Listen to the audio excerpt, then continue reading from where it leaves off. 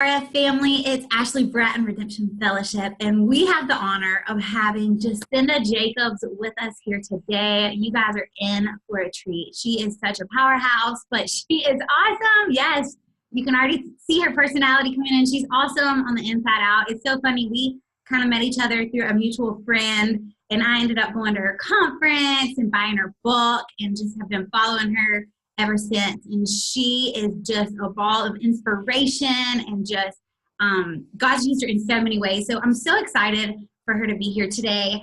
If you look on her website, the number of people that she impacts through her radio show, she's the Charlotte Hornets host. Would you call it a host? Arena host. Yeah. Arena host. Her and her husband, who is also doing awesome things for the kingdom and in radio and TV. Gosh, the list goes on and on, her stats and the people that she impacts. But one thing I love is a quote on your website, Jacinda, and it says, my talent is media, but my passion is ministry. And I think that is such a powerful thing. You have huge platforms that you're a part of, but you put Jesus first, and you do so many things for him on the side. You don't just chase the big stuff. You're hosting Bible studies. You're doing all kind of things to make an impact where he's placed you, and I think that's powerful. So thank you so much for joining us today. We're going to be talking about the power of storytelling. So I know I didn't go over a ton of stuff for your intro, so tell them a little bit about who you are and how you got to where you are today, and just give us some tips on storytelling. Perfect. I would love to. First of all, Ashley, stop it. You're amazing. You are so amazing. And she said that she attended our conference, but there would not have been a conference if it was not for Ashley. No. Because she came in and she said, this is called Uniquely Qualified. This is for women. Like, I got this. And she literally made everything phenomenal. It would not have been successful if it wasn't for you. So thank you so much for assisting us and helping us. We needed that support. And thank you. You're welcome. I'm honored to be here. So thank you all for inviting me. So a little bit of my story. God took me in a journey of media. So I started in morning radio in Virginia Beach, Virginia. And then I got this big morning radio gig in Charlotte, North Carolina. And the second I said, yes, I'll take the job. 4 days later, I was coming down 85 South and I moved to Charlotte, North Carolina. I did not know a soul, but I knew that I absolutely loved radio. And back in the day, I didn't know God. I was never in church. We were raised Catholic, and we probably went to church once, maybe twice a year. So I was really just out in the world. And this is my first time now away from home, away from everything. And I was this wild, crazy girl on the radio. My name was Jacinda with the sleazy, and I was a celebrity expert. Anything that happened in the celebrity world, I knew what was going on. The first thing I did when I moved to Charlotte was I was intrigued to learn more about faith. So it was already innate. It was already in me, that pull for Christ, but I didn't know it at the time. So I started attending church. I became a member at a Baptist church, and I started volunteering there. And that's when the struggle started to happen in my life. The pull of, I'm this wild, crazy girl on the radio. I'm making a lot of money. I'm living the life. I'm in the clubs. I'm meeting celebrities. I mean, I'm hanging out, y'all, having the best time ever. But I had this pull inside of me of, there's so much power in this microphone, and you're using it for celebrity gossip. You're using it to talk about sex. You're using it to talk about junk. Seriously? Like, people are listening and holding on to your every single word, and you're playing around with it, making jokes. Some people can't differentiate if this is a joke or if you're really meaning this stuff, and then they will go and live that lifestyle. So it started to become really difficult really fast to go to work every day because God was pulling something out of me. So once I left morning radio, I went into television news, and I started traffic reporting. Then I started doing weather. I did weather for many years. I was a reporter and doing news. I even started morning hosting. All of these things, super awesome, super great opportunities, made a lot of money. And to the world standards, I was successful. I had the nice car. I lived in South End, which is a real hipster part of Charlotte. I had my condo, and I was empty inside. I had no idea who I was. I had no idea who I was, let alone what I really wanted to do. All I knew is that the media gig was cool. And so when I received this major promotion at the television station this one day, I started to pray and I started to cry. And that was the first time in my life that I really, truly said yes to God. And that's when I said, not only can I not accept this promotion, but can I please break my contract, because there is a calling on my life and I need to accept it and say yes to it and walk into it. And lo and behold, when you take steps like that, God will meet you right there, because I didn't know who I was sitting across from. But my general manager of this television station said, you know what, young lady, I had a calling on my life that to this day I still haven't answered. So I'll do everything in my power to help you answer yours. And I thought I was going to get fired.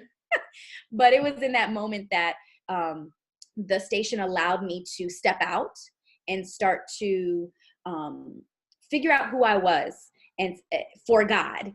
And so that's when I started to really dive into ministry. So who I am and what I do today, I do still work for that television station. We have a segment called Woman versus Man every Monday, where we have debates about women versus man stuff. Who should cook more? You know, who should take out the trash? Is it okay to lie in your marriages? Stuff like that, which you would be surprised, because people said yes, and they said you should lie all the time. But that's a whole nother. So we do this on WCCB. We also have a Sunday morning gospel show every Sunday from 6 a.m. to 12 p.m. on V101.9. We are also, both me and my husband, arena hosts for the Charlotte Hornets. We've been doing that since 2014. And we also have a ministry called Stolen Lunches, which means to steal away and be fed by God. And we do Bible studies. We believe in the power of the story. We believe that there's a test in your testimony that you've overcome, and it needs to be shared. And we love intimate, powerful sessions where we bring people together. And so we've committed to that. And we have about 30 Bible studies every month that we do. Some are private, some are virtual, some are in other cities and states. And so that's my heartbeat. But it was in the journey of media that I realized God was equipping me with that experience, but now we needed to shift the content of delivery. So now it's not so much about celebrity gossip and news, it's about him. So I've made a promise to God that every time I ever touch a microphone, that I give him the glory, and I don't care who tells me no and I can't, I will and I do.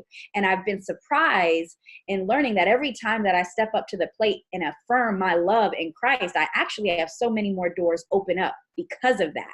So yes, my talent is media. I love the spotlight and I love to be center of attention, and I love that. But it's in those moments that I need to glorify God, and I need to let everybody know that I'm only here because of him.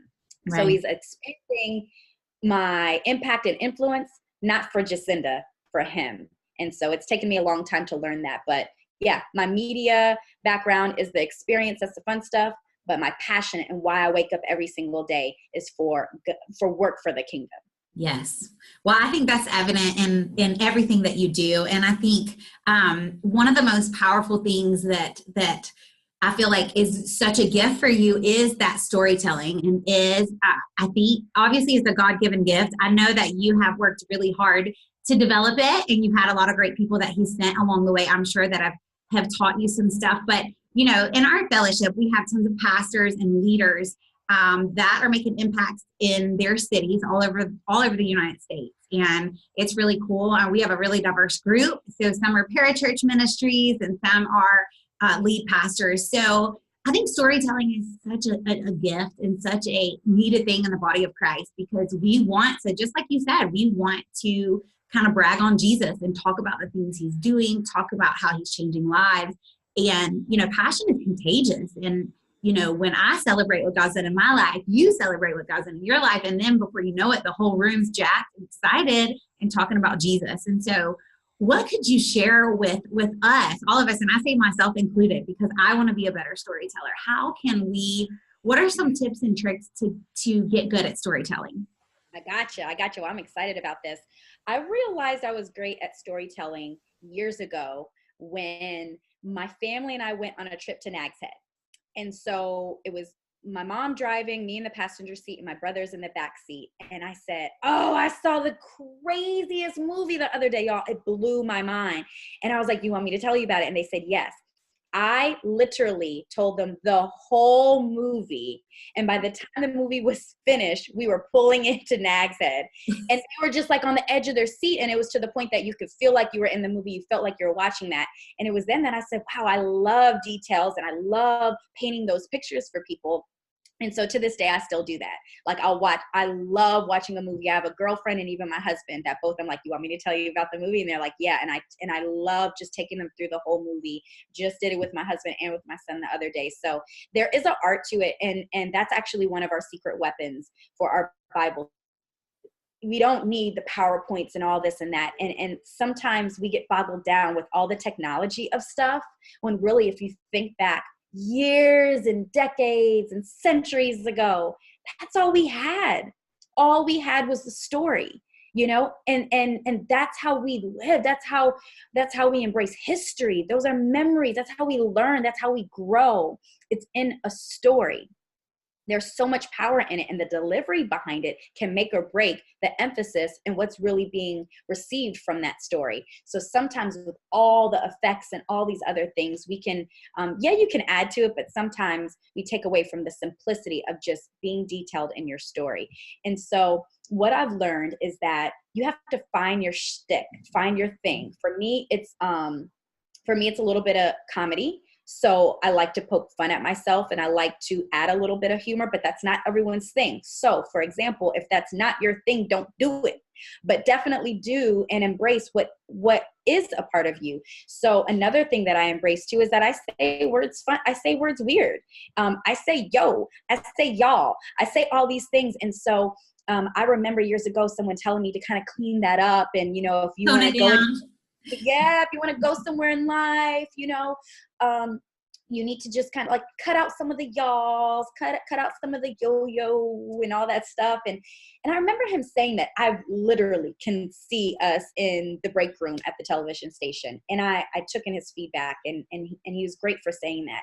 However, one of the most important things to storytelling is being authentically you. People relate when they know you're being genuine, when you're from the heart, when you're being you. And that's also to say whether it's right or wrong. Like I remember one of my pastors, he's no longer with us, but he used to say something like, I'm 99.9% saved. Like you don't want to cross me up. And he would joke about that. Is that right or wrong to say? But that's him. And there was so much, it was so funny to me because I could see so many people being like that, to be like, you know, I would try to do the right thing, but don't come up on me like that because, you know, I don't know, I may go back, you know, resort back to who I was. And so I would just say, number one to the whole art of storytelling is be you completely. How would you talk to your wife or your husband or your best friend, your closest friend? How would you tell them the story? So no matter if you're in a suit, no matter if you are Sunday morning and you're up there and you have everyone there, like we need to relax a little bit and you need to tell the story. There's also a thin line between giving details at the right time and also keeping it simple, kissing it, KISS, keeping it simple, stupid. Sometimes we can go too far in a left lane that you've taken them now down a path that it's hard to will them back in. And I've definitely done that when I'm explaining my whole movies, you know, and I'm like, dang, I got to will you back to this scene. You know what I mean? So the art really comes into, and this is the part that I can't do for you. Only you can find that niche of knowing that you have to provide enough detail. Let it breathe. Let it breathe. Allow for the pauses. Allow for people to see it, to smell it, to feel it, and almost envision as if they're there. But then at some point, you also got to keep the story going because we don't have all day, you know? So for example, one story I can give you, this is one that's in my book. So I wrote a book called Uniquely Qualified, and it started right at that moment when I stepped down from the television role, when I stepped down from a full-time role and I walked into, I guess, in search for myself. I didn't know what I was doing. I left television news, full-time salary, and went into prison ministry for zero money at all. But I had all this money over here and was unhappy, had no money over here and found joy. So go figure, that's how it is. But it was at that moment that I started to write and I started to journal. And God just started taking me through so many different lessons. that were growing me in this season, in this quiet, dark season. He was teaching me. And so one of the stories was that I had recently purchased a home. It was my first home. I built it. And so I'm this little girl on this block in this cul-de-sac that owns a home. And so I always had a dream of when I got older, I wanted to sip iced tea and play music and plant my flowers. That's what I wanted to do, okay? Because we didn't have a house and all that stuff, but I just, like, from the movies, I saw it, and I wanted to have my hair kind of cute, you know, like where you have, like, the little bandana thing, but it's cute, right? And so I have my hair up, and I'm kind of, like, in yard work clothes, but I'm still cute. And I have my music going, and I have my sweet tea over there, and I'm just out there as cute as can be, planting my little flowers, and it's so much fun, and I'm loving life, and you see the butterflies fly by. And so that's what I attempted to do on this particular day, until I realized that Carolina has, like, this red hard clay that is super duper difficult to hit. And then I realized that there's no butterflies. There's inchworms that constantly keep coming down from the trees that are, like, all over you. And then you're, like, hitting yourself like this. And it just became the worst experience ever, completely unlike what I thought it was going to be. Yes, I still had my sweet tea, and yes, I still had the music after the portable speaker died. But outside of that, it was a horrible, horrible time. I broke my little shovel that I went and bought. And of course, I had to buy everything for this experience because I don't have that stuff. But I broke my shovel. I barely got any of the flowers into the ground. I started being like, I don't care. Just throw a little bit of dirt over it. Who cares, you know? So I spent, like, this whole day out there. I had mulch all in my car. I didn't even have enough bags of mulch. I bought 10. I thought that would be enough. No, it's not. But I was hot. I was sweaty. I was dirty. I finally took a few steps back. I looked at my house and I said, wow, my house is beautiful. Like, I looked at my house compared to everyone else's houses, and, like, I have beautiful flowers that, like, just polish the house off. It just put the cherry on top, right? So I'm like, this is, Jay, you did it. Girl, you did it, right? Mm-mm. Another thing people didn't tell me. No one taught me this. But there are some flowers that need sunshine. There are some that don't. There are some flowers that need a certain amount of water. There's some flowers that don't. And so I started what began as Operation Keep These Daggone Flowers Alive. Yeah. Because I would literally drive home from work, and, like, someone would be like, dead, and the others are like, yes, we love it. And I was just like, how do you go from being the most beautiful house on the street to now becoming an eyesore? So I went and bought a sprinkler system. I started setting my alarm, getting up at 4 a.m. I'm out there literally in my PJs turning on the water to try and get some water there. And then that's killing some of the flowers, right? And so, y'all, this was the worst summer experience I ever had. I thought this was supposed to be fun. I thought this was going to be gorgeous. But, y'all, I would flood my house and the other house with all this water that I'm doing from the sprinkler system. Half my flowers were dying. Y'all, as the weeks were going by, one by one, they were dead. And I was so sad. Like, one time I even pulled into the driveway and, like, almost hit the garage door in front of me because I was so busy like this, like, looking and staring at, like, how are the flowers today, you know? But literally, like, they all just started dying. And it got to the point that I gave up. Like, I really gave up. And I said, you know, this was the whole reason why I did this is because I always wanted to do that as a little girl. It was always that thing I envisioned. You buy a house and then you plant freaking flowers, right? Like, that's what you do. And so when they finally started to die, I let them go. And it was this one particular day, it was August, I'll never forget it. One of my girlfriends was engaged, and she was taking her engagement photos. And so she had a photographer come to the house, and it was rainy, it was ugly, it was an August summer day. And later that evening, she sends me a picture in my email, and I open my email, and it's a beautiful yellow daisy. And there were, like, droplets of water all on it. And I said, oh my gosh, this is gorgeous. Was this where you took the pictures? She says, no, this is from your house. And I looked at it again, and I realized it was the most beautiful flower I had ever seen.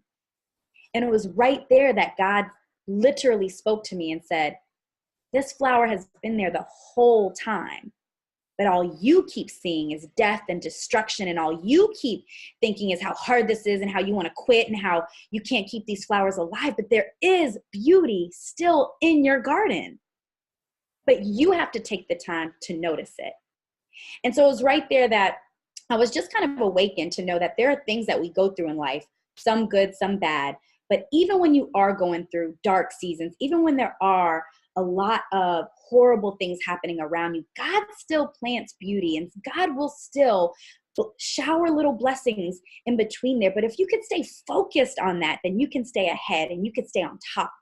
But many of us just get sucked into the heaviness of the flowers dying, and oh my gosh, I now have a eyesore. And so now I actually put that flower in my book. And now we carry these yellow daisies to every single conference stop, to every single city, because it was at that moment that God reminds me, and I pray that he reminds you too, to be focused on the blessings, because they're always there and God's always blessing us, even in the midst of the storm. So it's a simple story like that, that I prayed that I had you envisioning driving into the driveway, or seeing beautiful flowers and then envisioning some dead ones, and then just kind of even envisioning all right, we just kind of gave up. So imagine how your garden would look when you just kind of give up. Weeds are everywhere, stuff is everywhere. But it's knowing when to kind of give details and have a little bit of fun with the story, and also knowing when to wrap that thing up. So I hope you were able to kind of take a little bit away from that story. It's one of my favorite stories. No, yeah, that was powerful. And what I loved about that too is just, as believers, obviously we believe in the Holy Spirit. And I think the more that we seek him and the more we talk to him, he talks to us if we'll listen.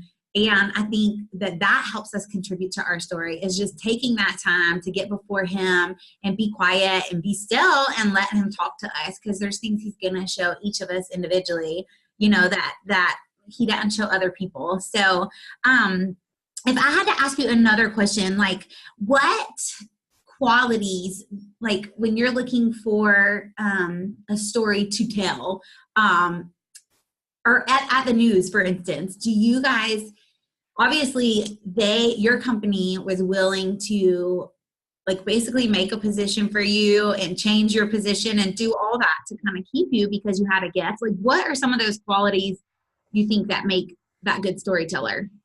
But definitely public speaking, for sure. You definitely want to have confidence in the microphone, have confidence in center stage, have confidence in yourself. There are some things that cannot be taught. As many times as you go over and over and over it, there's just a level of confidence that you want to have in the person, especially when you have the whole room looking at this one person. What are you going to teach me? What are you going to tell me right now? And that's why I said know your niche, because you don't have to be funny. If being funny and if that's not your thing, then that's not your thing. If being detailed is, if being scientific and knowledgeable and having facts, if that's your thing, then own that. Some other things I would say when it comes to storytelling, to your point, having an eye for the story, I do believe that there are stories in everything. And I've even got to the point now that I don't even see the stories. I just really feel like God just brings light to it. The other day, a story just kind of fell in my lap and God's like, boom, that's your next speech. And I ended up taking that to DC and using it there. Wow. But it's like, I see so many lessons, so many lessons all around us. So how can you take something that just happened and craft that into your message? You know what I mean? And I also think too, when you're telling a story, how many people will it be applicable to in that particular audience is another key strategy to think about. If you have a story that maybe you're standing up there and it's a story about men, well, you have women there, are women going to be able to relate to this? So how can we open up this story so that it relates to everyone? So for example, that one in DC, I went to speak at a company. And they did what happens to a lot of us. They said, we know you're faith-based. We can't talk about that here. I said, I'm a professional. I got you. And so the thing about it is I don't have to talk about God for God to be there. I don't have to say God, Jesus, any of these things. He's going to be there. He's going to be in the story. And literally, as I said the story, afterwards, people were coming up and they were like, girl, I know what you were talking about. I know that this is about Jesus. I could sense it. I could feel it. And I was like, I know, because you can't close that door. But literally the story that I used was about running. You know why? Because you guys are in corporate America. You don't want me to talk about Jesus. However, in this room, there's some people that like running and there's some people that don't like running. So out of both of those scenarios there, I have the whole room engaged because we all relate to running. You see what I'm saying? Yeah. So that's another piece that you want to think about when you are sharing a story. Is this particular story worth sharing in this environment on the Sunday morning, or should we do it more in a small group, or should I do it more at a conference? You know, who's in the room? Are there other pastors? Are there families? So you want to make sure that the stories are garnered to that. But back to your original question of the qualities, I guess, to be honest, that's really the only things I could think about is you know, you have the public speaking characteristic down, check that off, and you're always willing to learn too. I remember back in the day, especially radio was loud and crazy and in your face and everything. And that's definitely changed a whole lot. It's like, be real, be you. So I could be on the radio talking right now, just like how we are. When back in the day, remember, it was just like loud and coming at you and all these types of things. And even for television too, the last few years, we went from not using our hands at all. Like I use my hands and stuff a lot, but if I was doing television news, I literally just have my mic or you're mic'd up and you actually awkwardly stand there without using your hands at all. And it's a new thing too. So you're always willing to learn. You're always willing to grow. The last part I would say is memorization. Just studying, spending time. Memorization. I think the most effective speakers are ones that can get up there, do their thing, and not have one piece of note in front of them. Right. That's who I aspire to be. I don't like having notes on me. I like my material being in my heart and going. Yeah, flowing with that. Yeah. There are some that will still have their notes. There are some that do teleprompter and all those things, and that's fine. And it doesn't make it wrong. However, I think audiences love that engagement of eye-to-eye contact and knowing that, you know, like that's what makes you like a step above the rest. You know, you're going hard, you got the scriptures in your heart, you have the facts in your heart, and then you're able to tell the stories, you're able to move around in the room and engage with everyone there. Then people start to feel like you're only speaking to them. Right. So I love that. I think that is so true and powerful when you can flow from the heart, because you get more the genuine person when they're talking instead of like the 3-point notes or whatever it is. Well, let's switch gears a little bit. When in the church world and in nonprofits or whatever, a big part of what we do is fundraising. And I'm sure if you watch your Instagram, you're like in a different event every day. So I'm sure you've done some type of fundraising events, but when it comes to fundraising and kind of using stories to help raise funds, whether it's through just tithe and offering or whether it's for, you know, like a nonprofit yearly fundraiser or something. Do you have anything besides what you already shared that would help with fundraising? Well, yeah, I mean, I think one of the most, the one fundraising event that really sticks out to me, because I do host a lot of events. So sometimes I just literally came in just to host their fundraising event. And the one that really sticks out was the technique of this gentleman stood up, but he's extremely successful, very powerful man. So he got up and just kind of went down. Like I read his bio. He kind of even poked fun a little bit at his accolades. And I mean, he was just like the man, right? But then when he told his story, he started as a little boy and he shared of this boy who's been through awful, awful experiences like you couldn't even imagine. And at the very end, he was like, you know, this was me. This is my story. And he shared in detail the things that he went through and the things that happened to him. And so then he stood up there and said, that's why I believe in this cause. And that's why I'll do anything to help. And that's why I'll be the first one to write the check. And he wrote a big check right there and said, will you match me? You know, will you match me here? And so sometimes it's, you know, showing that this person has made it through and this is who we're helping and allowing that person to express that. Now, I see a lot of times that we just put, yes, that person has a story, but again, they're not an effective public speaker. So yes, they have the story, but putting someone up there who does not like being center stage, who's scared to death of the mic, who never talks in front of people, now there's a disconnect there. They do have a powerful story, but they don't know how to effectively share that. So we've lost we've lost engagement with the audience there. So we have to figure out different ways to deliver that story, whether it is an interview style or whether we film her and there's a voice over her story, but definitely telling her story so that you can show this is why. You always have to have your why. Why are we doing this? Why? And then another important piece to fundraising is telling the person who's giving the money the benefits for them. Why would you give? Yes, I see this story right here, and yes, I see it's helping the thousands, but I think people always want to know what's in it for me. Like, how can it benefit me? And I think if we take some time to say, like, you would be able to be a part of this. Your investment changes here. Your investment is tax deductible. Your investment, you partner with us in this, and like just really equipping, edifying the person that is the giver. And sometimes when you do all of those things so well, you don't have to do the ask at the end. However, I have learned that you gotta still go in and actually ask the question.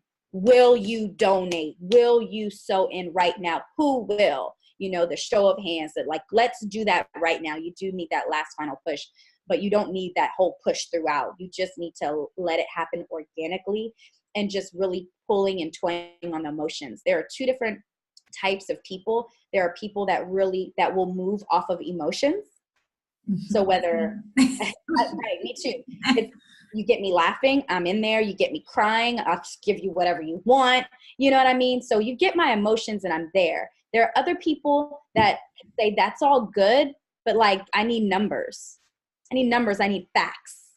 So we have to be able to apply both of those in. If it's just such an emotional thing, you have a lot of people, a lot of intellectuals that have kind of checked out at this point. Mm-hmm. So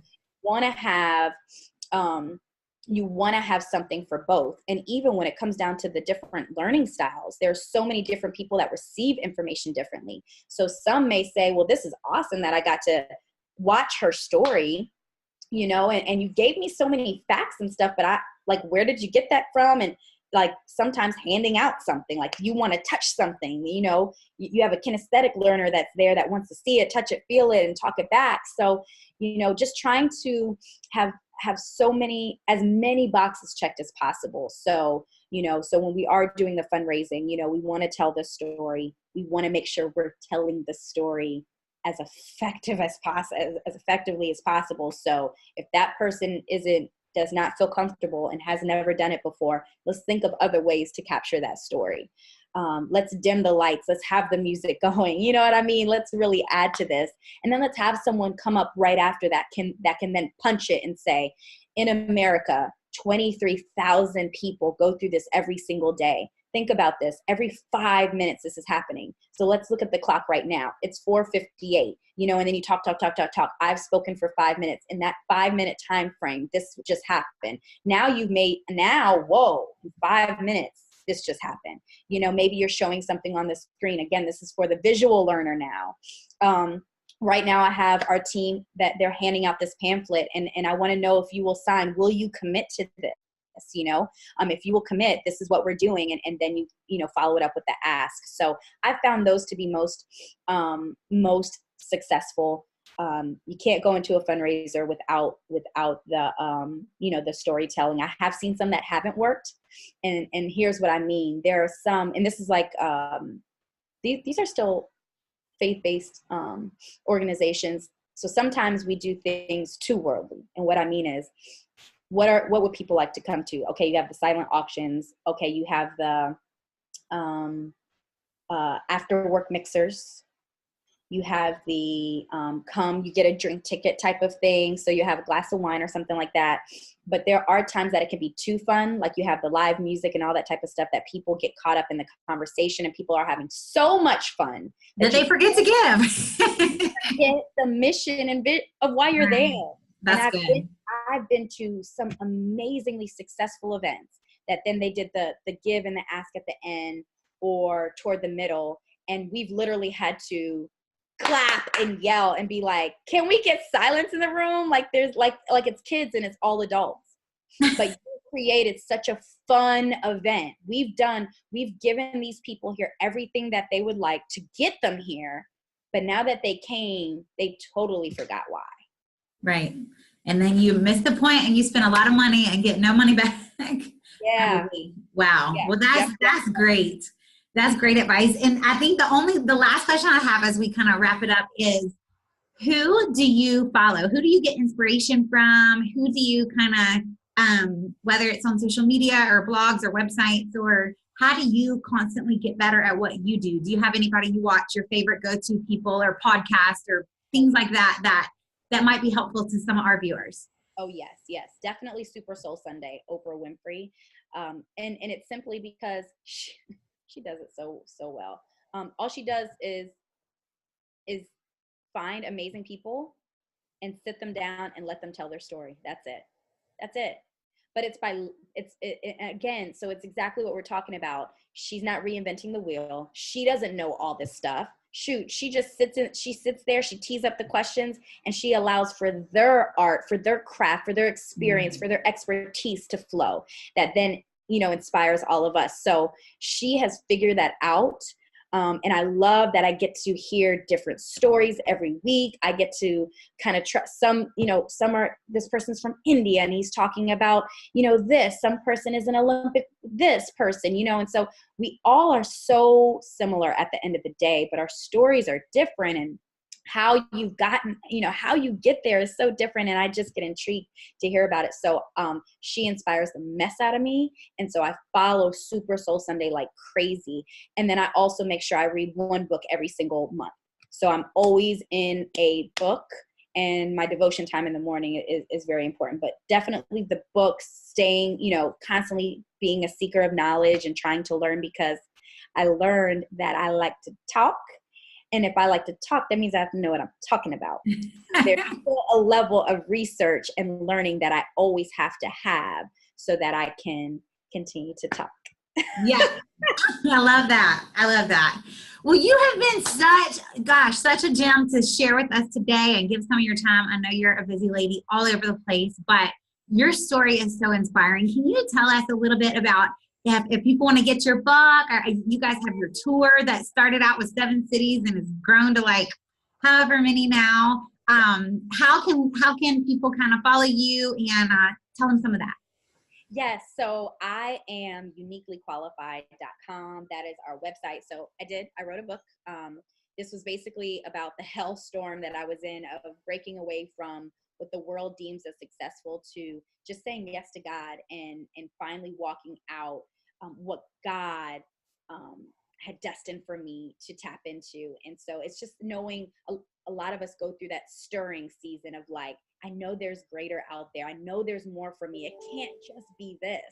And just sadly, I realized that some people go through that and then still stay. Who the freak would do that? Like, go. And so many people stay, and not for a couple days or months, but like for years, 20, 30, 40 years of just being unhappy, being unfulfilled. And the thing is, like, you're not allowed to stay there, because God wants to do something through you that's going to change thousands of other people. So every time you agree to just stay one more day in that place of comfort and not truly tap into the gifts that God has given you, you are hurting someone else that's waiting for you. That you're going to walk aside, that you're going to walk by, that you're going to see in Target, that you're going to be sitting next to in the airplane. And because you haven't learned these things, you can't bless them. And so God is trying to do something. And so I created this book called Uniquely Qualified. And it's really just a reminder. You are uniquely qualified. God qualified you in a unique way to walk out your calling.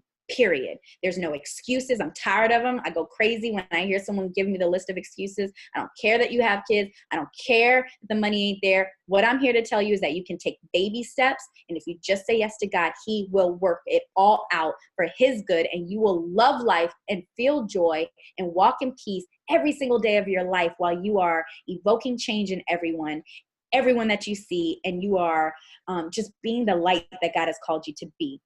But in that, I definitely make people do the work in this book. And so it started off as just a book. And then it went into a movement across the nation. And as you know, just when you say yes to God, it starts to grow arms and legs, and you don't even know what can happen next. So prayerfully, we sell out arenas. And that's what we're looking to do, is to just literally create something new and be in an arena with men and women everywhere, with you guys speaking, you coming to speak, and just inspiring people to say yes to God, and inspiring people to do what God has called them to do, and to not make excuses, and to not be scared, because where God shows up is outside of your comfort zone, and that's where I like to be. So yeah, I am uniquely qualified, because I make sure that every time you type it, you're speaking life over yourself.